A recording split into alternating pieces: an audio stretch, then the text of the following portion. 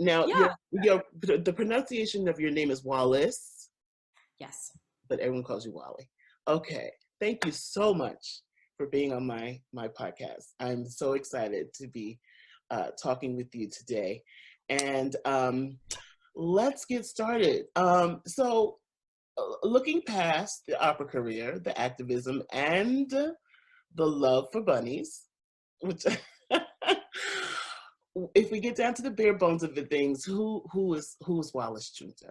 Who is she? Well, she loves bunnies. But yeah, I'm a Canadian and I'm also an Irish citizen. So I'm really lucky to have that going on for Mhm, working in Europe. mhm, Um, I've always been a singer. So really since I was a little kid, like 7 or 8 years old, it's mhm. been my whole life. But I'm not actually the kind of person whose opera career defines them. I'm not really much of a singery singer. Okay. I'm not that into it.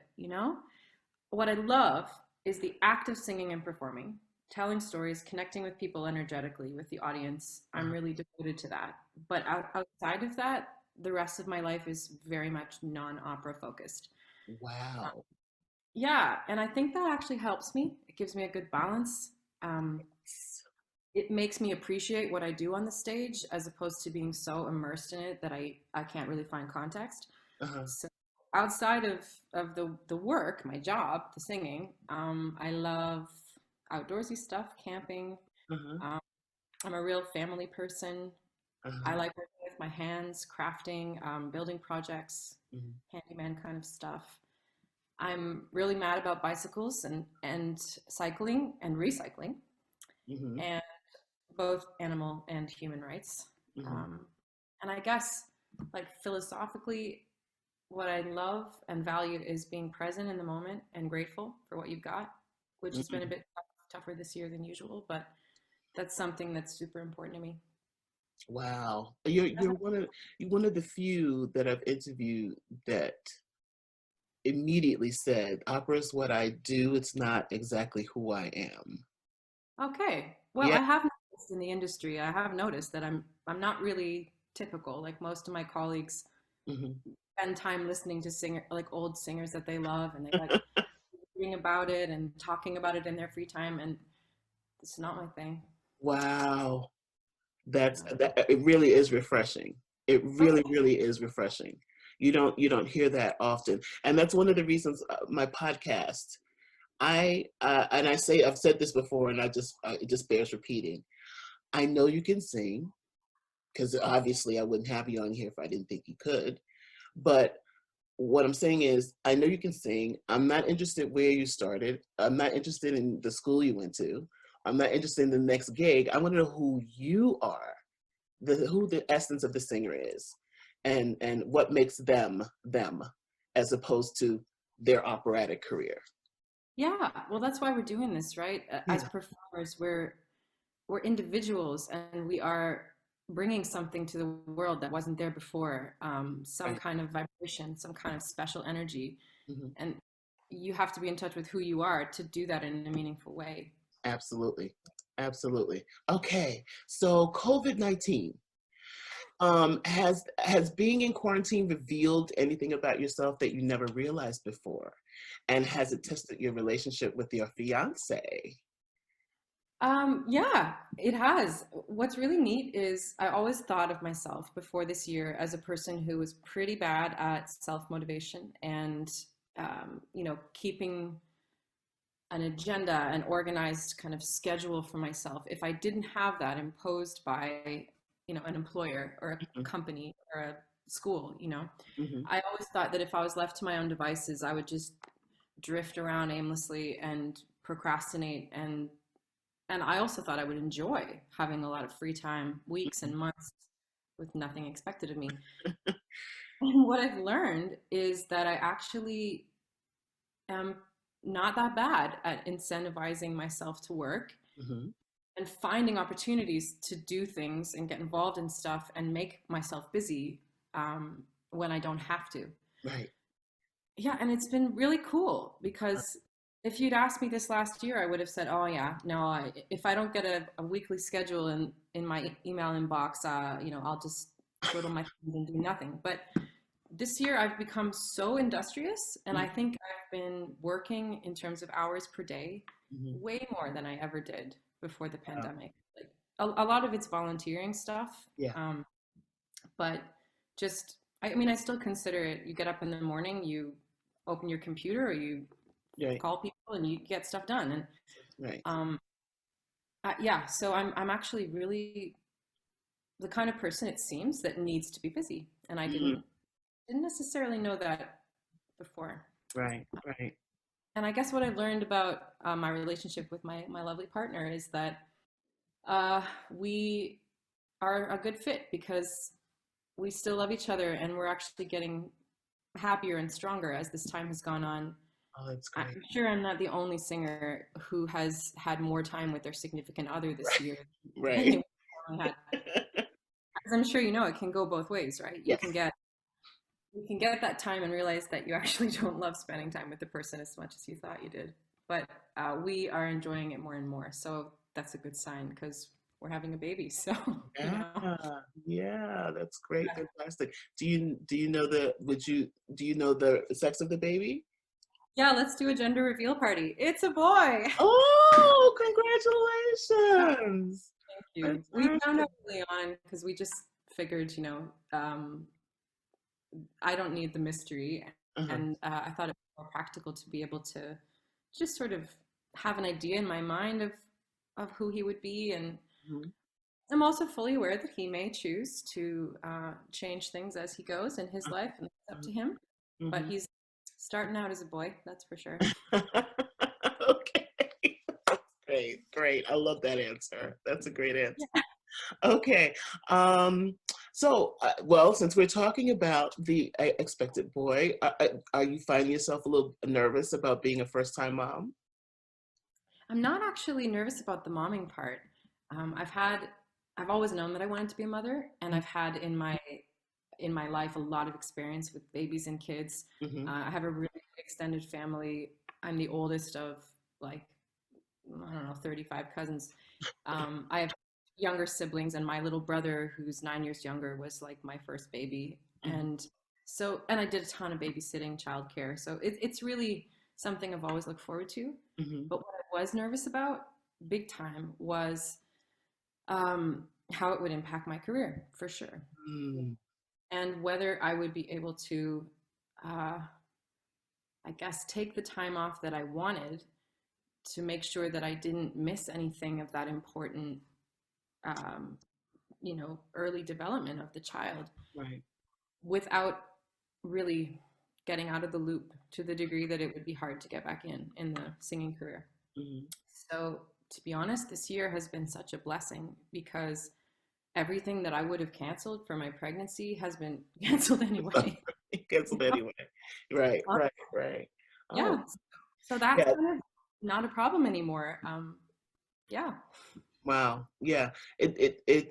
Considering the circumstances that it's been horrific. Uh, this pandemic has been horrific. In On the other side of the coin, it's been in some strange way blessings for other people. You know, Totally. um, I guess yeah, that's the two sides of the coin in just about in every situation. Okay, well, let me speaking about your career. So, do you think the major opera houses will be open in 21, 22, or do you think that audiences still need time before they can comfortably sit in the theater? I think there's more than one answer to that, and it depends on what part of the world you're talking about. I'm I'm in talking Europe. about America. Let's talk about America. In the States, I'm not super optimistic, I have to say. My last contract of the last season was supposed to be in the US, Hmm. and it I think was talked about postponing it to this season, and then that wasn't happening, and then it's still not even considered for next season and stuff. So Right. I think that contrary to Europe, where I'm based at the moment, Hmm. it's going to take more time in North America. Um, Yeah. I think it's not so much about whether audiences are comfortable sitting in a theater as it is about because of the model that we have for the arts in the country. Well, I'm not American, but I guess in Canada too, to a slightly lesser degree, the funding. model really resides on ticket sales and private donations, and Hmm. that is, I gather, all but dried up. So it's really going to be about getting these companies back to a place where they can even just open their doors. Hmm. I think that'll take longer than audiences being willing to come and sit, Hmm. you Hmm. know? Um, question came to mind, and I hope you don't mind me asking. Shoot, go Do you think that America, I'm going to say the major houses, let's just say the major houses, because I know the regionals are doing it. The major houses are finding innovative ways. Do you think they're more innovative in finding ways of having some kind of performance for an audience, for their audiences? Um, Say, for instance, more outside. Well, it's not colder now because we're not going to do that. But I'm just saying in the beginning of being very innovative and finding ways of employing their singers so they can have some kind of performances as opposed to Europe. I wouldn't say that they have. No, I feel like the smaller companies internationally, not just in Yeah, America, but the smaller absolutely. companies, that's where the innovation is happening. Hmm.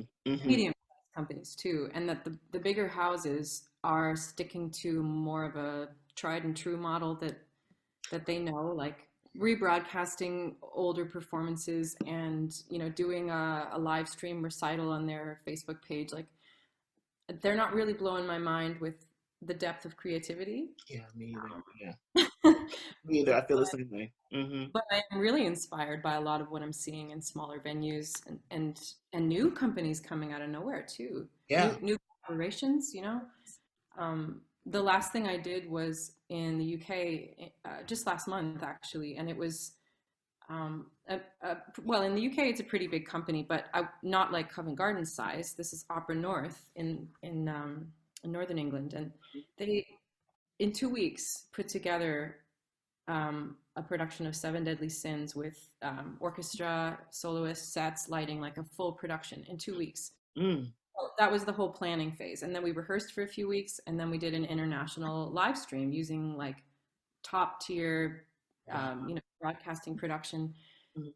And the fact that they could pull that off in such a short amount of time at such a high level, Mhm. it was a total honor to be a part of that. And it was the only performing that I'm going to be doing this year at all. So I was Right. very grateful. But if that can happen so quickly and on a limited budget, Yeah. why isn't that happening more in the US? We did a socially distanced staging, Wow. um, 2 meters apart, every performer at all times. Mhm. We did everything right, and nobody Mm. got sick. And Wow. it shouldn't be that hard. Right. Right. Yeah. My biggest thing was I was thinking that, like you said, it wasn't the audiences per se, but how could they protect their singers? Mhm. And I don't think anyone's thinking about that It can be over done. here. Oh, it absolutely can be done. Absolutely. But I don't think that's the first priority. I think the first priority is ticket sales or how Yeah. can we get some money. So yeah, okay. Um, okay, so there seems to be a shift moving throughout the opera industry where singers are not pigeonholing themselves to just opera. From my research of you, I see that you have a few genres under your belt. Have you gotten negative or positive feedback from the operaphile regarding your singing genres besides opera? And do you think that it's for the better? Cool. I'm so glad you asked about that. I'm very passionate about this. Hmm. And yeah, actually, I have really not had any bad feedback at all. I would have thought I'd get a bit, but so far none. Hmm. I'm quite careful about only singing other genres that I feel where I feel I can hold my own, you Hmm. know? Hmm. Um, I did a lot of musical theater as a younger person before getting into opera, and I was singing country and folk with my sister growing up constantly, and I was in a jazz band in university. So all that feels pretty natural and comfortable for me. Hmm. Um, but so far, like keeping it to what I know well and singing all of those things with integrity, Hmm. people seem to be pretty into the fact that I like to cross lines in my work, and Hmm. no one's complaining. And I guess as long as I can still show up and sing the real opera rep properly, they Hmm. won't have anything to complain about. That's true. Yeah, if it's not hurting your voice Right. and you're doing it justice to whatever you're doing, I think I really think more singers should embrace any style that they're passionate about Mhm. in their performing. Like, why can't you, if you're hired to do a gala concert with an orchestra Mhm. and they ask for, recommendations of arias, slip in a couple of classic musical theater songs, Mhm. something like Carousel or, Mhm. anything by Gershwin, or there's so many amazing pieces that stand up to Mhm. beside opera as like deep, meaningful, valid work that I don't know. I think they're unfairly categorized as not serious enough. Right. Right. Um, or if you're programming a recital and you love folk music or you love country, there's a way that you can do that Absolutely. artistically that'll go nicely alongside a Schubert or a Fauré art song. And Absolutely. why not? Absolutely. And I wanted to say to you, I loved Your Daddy's Son. That Really? was I loved it. It's one of my favorite songs. So I absolutely loved it. It was fantastic. Thank you. Fantastic. That was in the context of a recital about motherhood, which I was Ah, touring last year, mhm, ironically, before I became pregnant. mhm, And I understand that there's a lot of historical significance to that mhm, show. mhm. And obviously the character of Sarah is not Yeah, one that I would be cast in, right.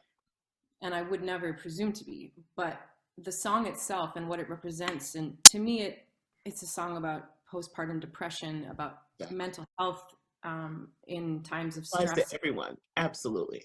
It's universal. And in my in my recital, I really wanted to explore all the facets of motherhood, the good and the bad, the beautiful and the difficult. And there was no better song, you Mm, know, for mhm. that. True. Um, yeah, well, I'm glad you liked it. Thank you. That I was wonderful. Absolutely have a wonderful. hard time saying it without breaking down. Oh, wow. Okay. All right. I'm not going to take you there. Let's talk about diversity in opera. Mm. The public has heard quite a bit from you regarding the subject of diversity in opera and has taken precedent within the industry. Have you personally witnessed any racism within your past productions, and why did you feel the need to speak out? What's your opinion on what's happening now? That's a great question. I felt the need to speak out because I think it's appalling the way certain groups of people are treated in our industry and in our whole society. Mhm, But also because I feel like I have a responsibility to do so. mhm, The more of an audience I develop um, in my work, the more of a following, I guess you could say, mhm, the more I have a responsibility to use that platform to get people thinking about the status quo in our society and why we can't just turn a blind eye to and pretend everything's okay. You mhm, know, our art form, it can really only suffer from being exclusionary and prejudiced and elitist. Like, we have nothing to gain by that. mhm, We have a really long-standing problem, as I'm sure you know, in our industry with mainly older white men running the show for centuries, right? And with non-white artists being excluded mhm. and oppressed and marginalized. Right. And in America, of course, the Black artistic community has been historically marginalized and oppressed more than any other, Mhm, not just in classical music, but almost every artistic discipline. mhm, mhm. It's really awful. Right. Um, so there's still a major problem with racism in our society, right? And it runs deep. But I do see the changes this year, especially in like younger generations, Mhm, stepping up, having the conversations that are needed to change the paradigm. mhm. So we still have a long way to go, and Right. this work takes a lot of time. But I think we're moving in the right direction. I really do. Like, I think it starts with hiring Black and Indigenous and other minority groups in positions of administration, Mhm, taking the prejudice out of casting process, giving voice and space to Black and Brown creators, mhm. and not just in a token way, but because they're so unbelievably worthy, you Right. know. Right. Um, so Yeah. yeah, I've really learned a lot this year, and I'm incredibly grateful to the colleagues who've been honest with me when I've been off track in the work that I'm doing, and Mhm. they've helped me see the right perspective. And Right. to answer the first part of your question Mhm, about whether I've witnessed it in my work so far, mhm, yes, I have in our industry, and I've also been told a lot of really horrible stories by colleagues who've been personally affected by racism in the industry. Hmm. A lot of the time it's more subtle, like more Oh, microaggressions as yes, opposed to real blatant yes. racism. But it's been in my school years, in my young artist training, in my professional work, Mm, this vein of just inappropriate oppression and marginalization that you can't you can't not see it. hmm. Um, Hmm. it's enough for me to know that we still have work to do for sure. Right. Okay. The AGMA Union. I noticed your post on Instagram. Um, do you feel that they're representing soloists as they should? Or, in your opinion, what needs to change and how does it need to happen? Well, I think what we need most in our union and in our industry is solidarity between the different groups that are represented. Hmm. You've got soloists, choristers, directors, dancers, choreographers, Hmm. stage managers, the whole team. Hmm. I don't feel like we are playing as a team. Right. We do on stage, but in the way that we function in our industry, I think we have been divided because then it's easier to keep people from really talking about the issues that matter. Hmm. It's almost like, I mean, I hate to say it directly, but it feels like the union has been playing us against each other for far Oh, too long, absolutely. because it helps them. Yeah. And they've been counting on the fact that most of us don't care Hmm. enough or have the energy or time enough to get engaged in the work. Hmm. But this year we do, right? Yeah. And Yeah. we've been watching and we've been listening, and what I've seen,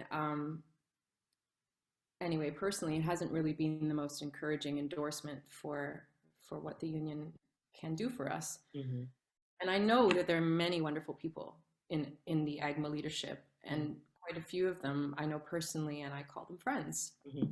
So it's not any individual's Right. fault or responsibility, but essentially we have a union that does very little for us, Hmm. as soloists especially. And in a historically challenging year, they haven't impressed me with the way that they're supporting or caring for their members. Mm. We members are the union, Right. and yet I think most members are pretty disenfranchised. Hmm. Cool. So yeah, engagement is key. Involving the membership and honesty from the leadership would go a really long way. Right. I'm working for and hoping for. Yeah, me too. I just learned I joined the union in 89, 90, my first gig, extra chorus at the Met. And I realized the information came back to me of what the chorus, the Porgy and Bess chorus made per performance You mean last year? last year. And there's a $50 difference Holy. from 1989 from 1989 to Oh yeah. 2019. It is a $50 difference. And I mean, I was That's told ridiculous. it's ridiculous. And the dancers, I think, is even worse. The Oh, dancers in that show, or uh-huh. at least I've only done two shows with them, like just little tiny bit parts. Hmm. But one of them was involved heavily dance corps because Hmm. it was Merry Widow and operetta, Hmm. and I found out what the dancers made, Hmm. and it wasn't even enough to survive like a week in No, Manhattan, you no. know. Yeah, yeah. That's I don't very know. sad. Very, very sad indeed. Okay. I read in your Instagram post that you recognized your white privilege and you wanted to be a catalyst for change in the industry and society as a whole. Has anything significant happened since your post? Have you received positive or negative feedback from colleagues who are of Caucasian and non-Caucasian? You did mention this a little bit. Can you be a little bit more specific? Sure, yeah. I've had a lot of really meaningful feedback, actually, Hmm. mainly from non-Caucasian colleagues, Hmm. um, and even some of my followers on social media who don't work in the arts at all. You know, it's not only colleagues. So, yeah, like I mentioned a little earlier, it's been really incredible to be having these honest conversations with people. And they see me trying to help, but they are able to identify ways that I could be doing it better. Hmm. And what's more is they have the generosity to tell me, which Hmm. is not responsibility, you know? Hmm. So I'm really grateful for that. And I know that it's no one else's job Mm-hmm. to raise my consciousness and help me to help other people.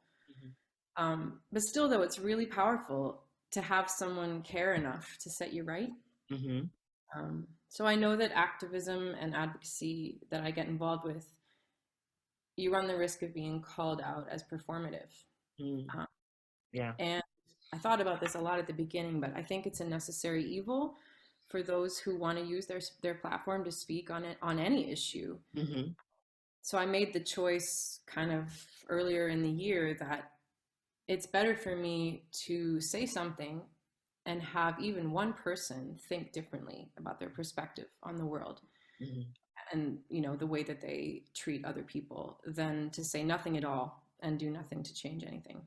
Mm-hmm. Even if someone says, oh well, your motives must just be self-interest and branding and making sure that people see you in the right light. It's not about that. It's about, I don't feel like I can not say something, Right. so I run the risk of having that interpreted in a certain way. To me, that doesn't matter, Mm-hmm. Mm-hmm. because I know that I'm learning, I'm growing, and people are listening to me, and they're questioning things, and they're thinking differently, and they're getting involved with work that they never did before. Mm-hmm. Like I said before, we have a lot of work to do, and it's slow, it's Yeah. painstaking, it takes a lot of time, but it's so important. Mm-hmm. And I really do think that it's actually having an impact. Most of my efforts this year have been working with groups that are involved with things behind the scenes. Mm-hmm.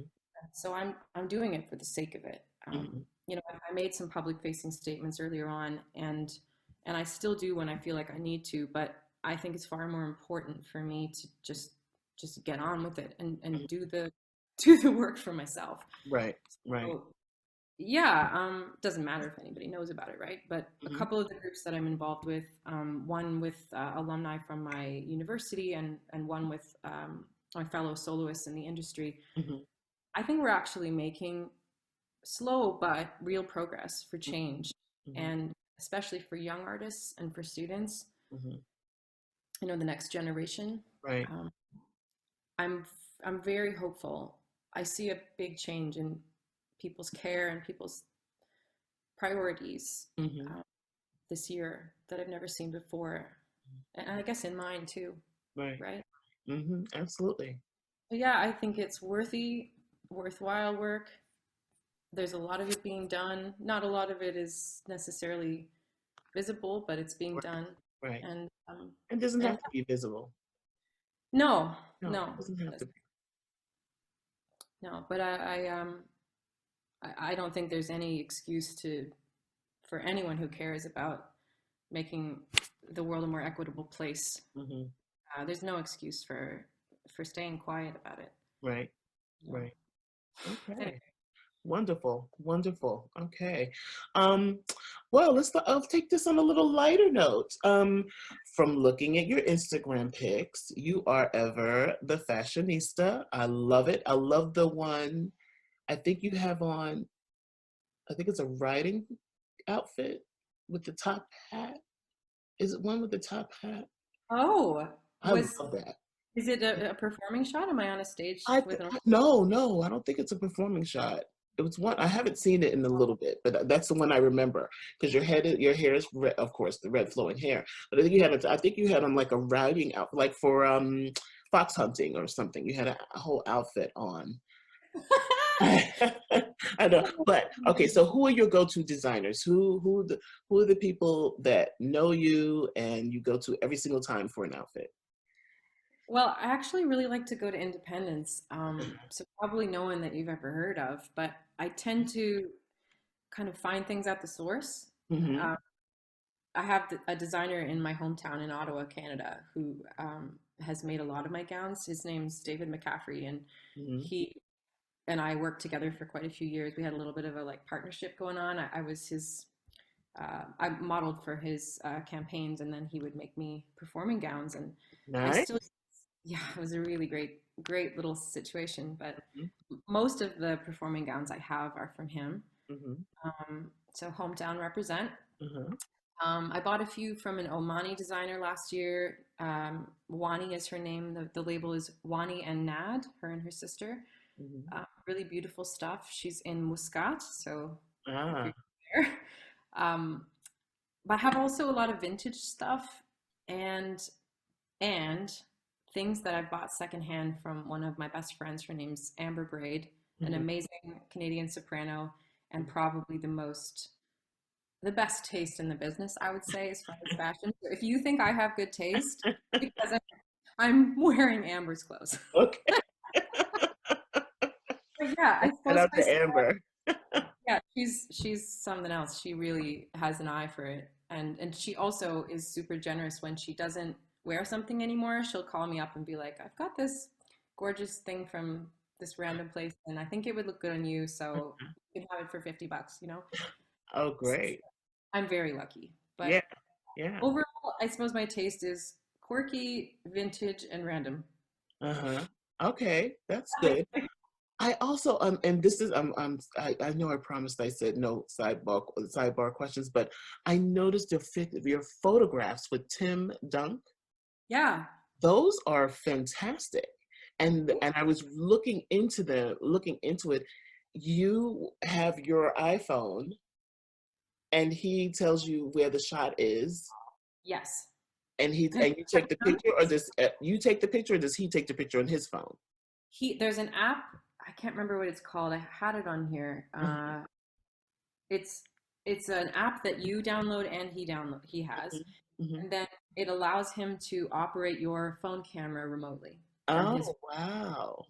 I know quite a few photographers are doing this, but he was one of the first this year to pioneer the, what did he call it, FaceTime photo shoot. Uh-huh, uh-huh. And you set up your phone like, you can either put it on a stand or on a shelf, or you can have another person. My Right, fiance did one of them, right. hold it for you, and he'll say a little to the left, you know, step into that light beam, put your head Uh-huh, back, and then he can take the pictures. right. It's kind of amazing. But Wow. I did 3 shoots with him, I think, since March. Uh-huh. It's just a half hour, you know, you set it up, Yeah. he he goes click, click, click, click, and it's just fun. Wow. I thought it was fantastic. I looked at his Instagram page and I was looking at the photographs and I was like, just from an Yeah, iPhone. you could do No, one. Angela. Anyone can do it. You can be I anywhere. yeah, yeah, yeah, I realized that. I realized that you have to have the right lighting though in the right space, I think, to do it in. But yeah, it was fascinating. Tim's Fascinating. a bit of a wizard. You'd be surprised. He can make any light work. Wow. Honestly, I think I had actually pretty terrible lighting in the place. One of them, I set up 4 chairs on my patio and I put a sheet over it Uh-huh. and I sat underneath it in this little sheet fort because he said that like diffused light through a fabric was a good Right. look. Right. I made like a fort.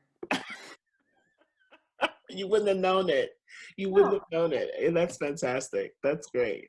Okay, so the last question. Who is your celebrity crush? Hmm. Um, I would have to say Ewan McGregor. I Ah. think I will always be a little bit in love with him after seeing his character in Moulin Rouge. You know, Uh-huh.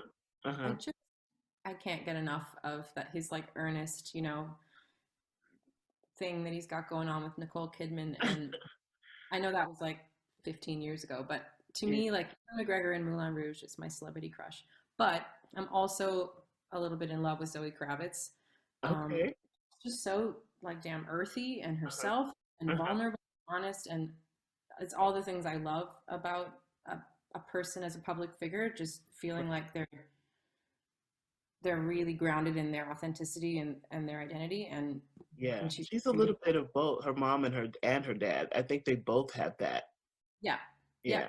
And she's got this mystic thing too, where she's almost like a fairy, and you know, she Uh-huh. seems like unreal, but she's real. My mom met her. Oh.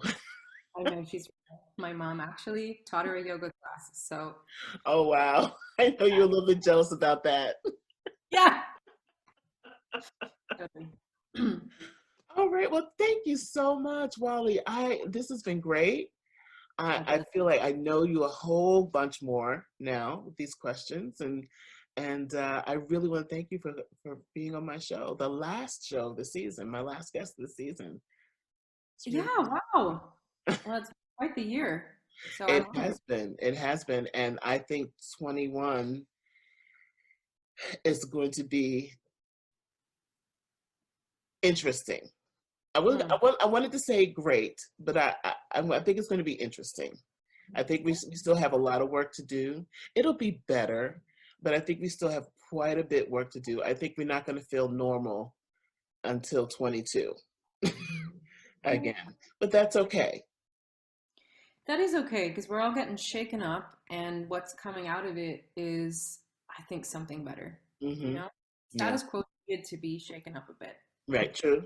True. I That's There's true. a lot of tragedy that I wish we could have avoided along the way, but Yeah. at the same time, the kind of uh, the leveling up that's happening in our consciousness, in our just general kind of approach to life, I think, in so many different ways, is exactly what we needed. Right.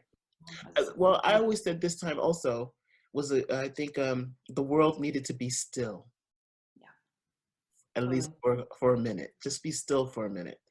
And and look what the other thing that I saw, look what happened. The pollution went down. Yeah, Yeah. and like wild animals started repopulating, forested areas that they were otherwise too afraid to go to because of road Yes, movement. exactly. Exactly. It was like a little shift needed to be had.